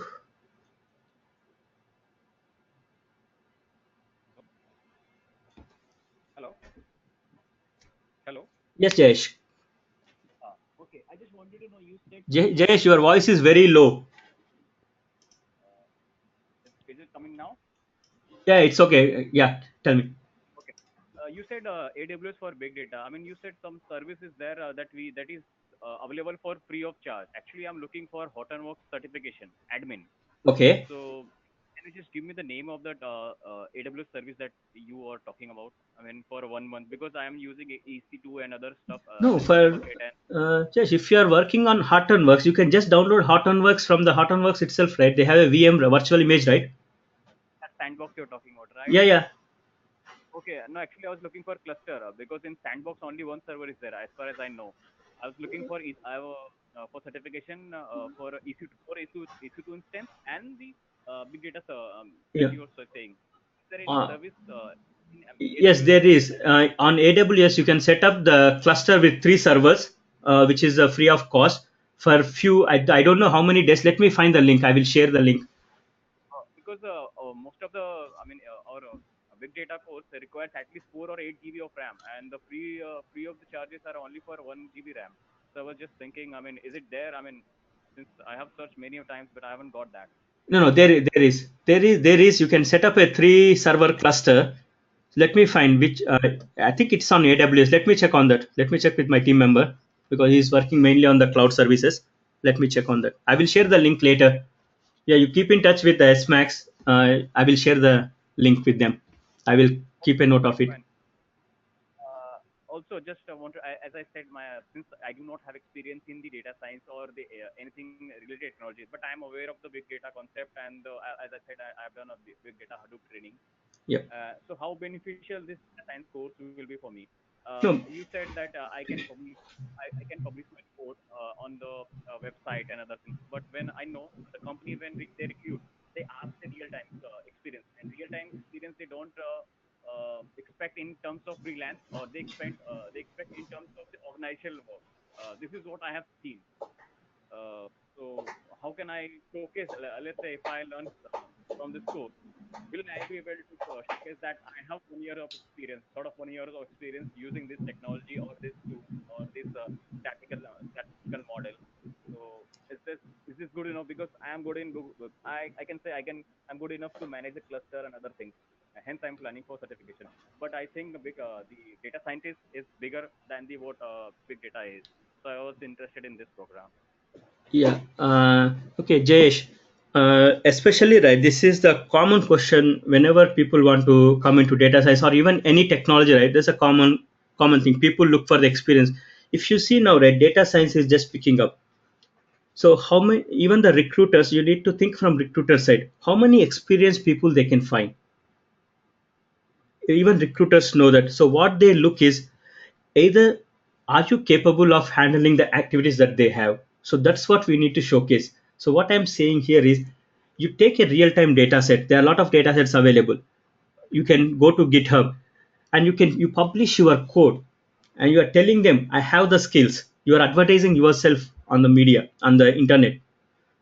So you need to mention that links for the GitHub, all the wherever you are publishing your course onto your resume.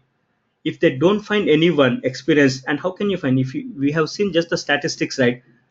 What, there is a very huge gap between demand and supply. of the data scientist.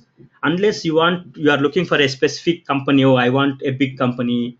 No, sometimes you need to start small also. So you need to have some experience to start small. You need to go to the smaller companies,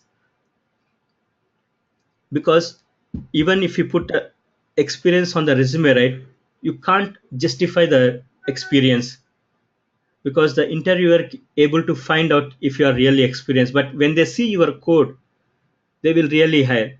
There are a lot of times I have hired just looking at the GitHub accounts, not even looking how much experience the person has, because he published a lot of analysis on the GitHub, which is related to what am I doing. So I hired from the GitHub directly.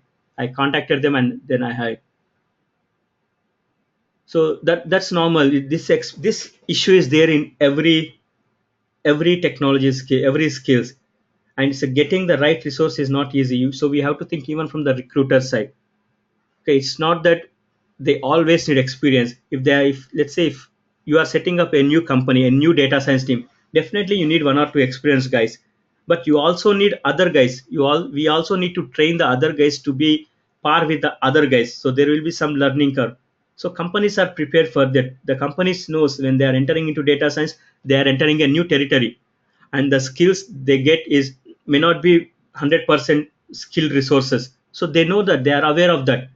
So they do conduct a lot of trainings, internal trainings, because they know the people who are working on big data and the data warehousing, they may not be good in statistics. So that's what we are doing now. We are doing a lot of corporate trainings. We go and teach them statistics, mathematics, and algorithms, even though they are working the data warehousing for past few years, okay, 10 years.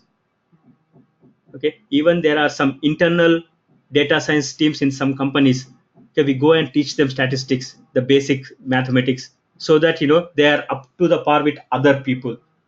So you don't worry about that. So whatever you are learning, all these algorithms, you need to know which algorithm should be used in which, and how to fine tune these algorithms, and what is the mathematics or statistics behind this algorithm, why I need to use this algorithm. And the another important factor is how to interpret the results from these. Okay, it's not just applying an algorithm, and how to interpret the results, how to present the results, how to put them visually. So it's all important. So if you publish at least one or two, right, and you can link them in your resume, the first thing the recruiter will see is they will go and go to this link instead of looking at your experience. And you have to be very true there. Okay, these are my works on these links. Okay, I have experience on big data, but I'm passionate about data science and I did this. I'm exploring data science. Definitely, they will consider. Saurabh, Unix is not required for this course unless you are using Unix. If you are using a Unix machine to learn data science, yes, then Unix is required, and we will cover that as part of the installation. So definitely Unix is not required. So, but when we go to Hadoop, we will teach you basic commands of Hadoop, but that is on the Hadoop side. So, guys, any more questions? Jayesh, does it answer your question? Does it make you comfortable actually when you go for the? Yes, Shweta.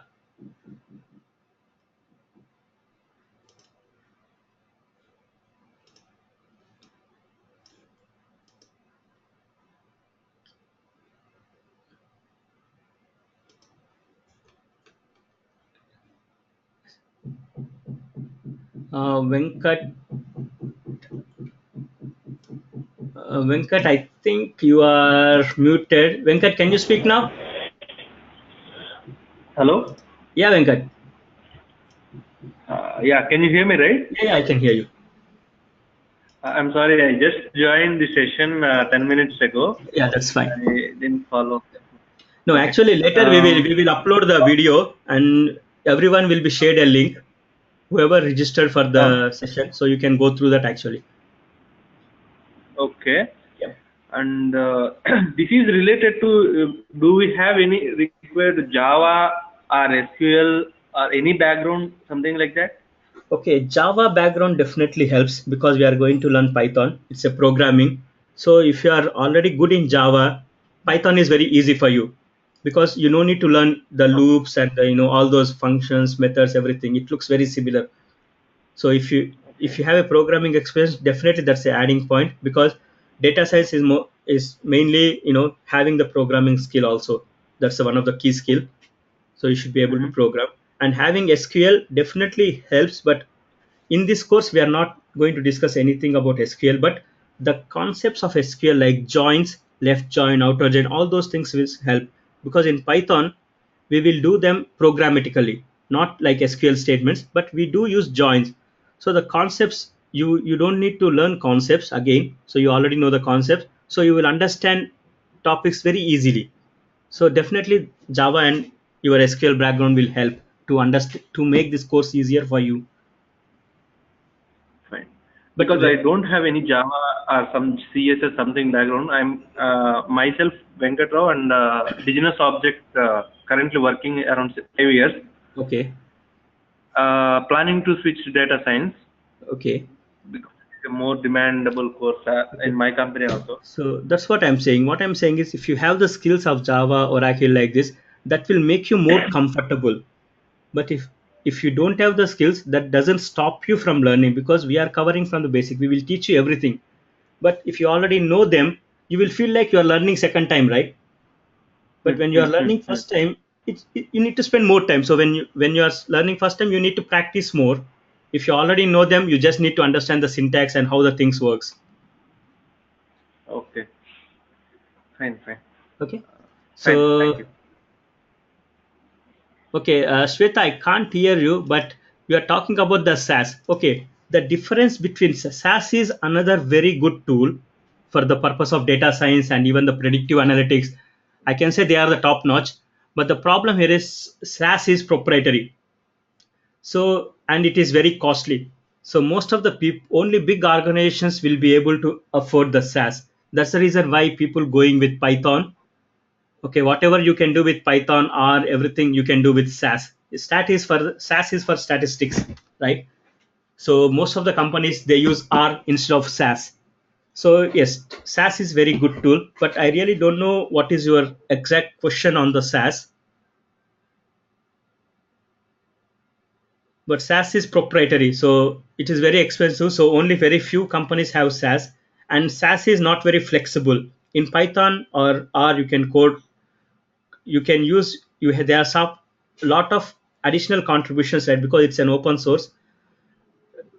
Anyone can contribute. If I have some new idea of, I can create a new library and I can publish, so anyone can use. But SAS is not like that. Only SAS has to create that. Okay, core Java skills. Yes, that is exactly sufficient. Whatever you have learned in core Java, that's what we are going to cover in our unit 1 of Python.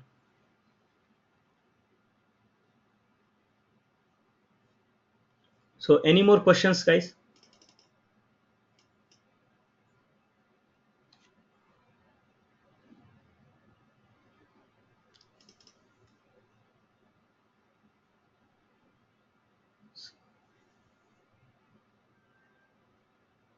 Okay, if no one has any questions, we will conclude the session here, and you can reach SMAX for more details.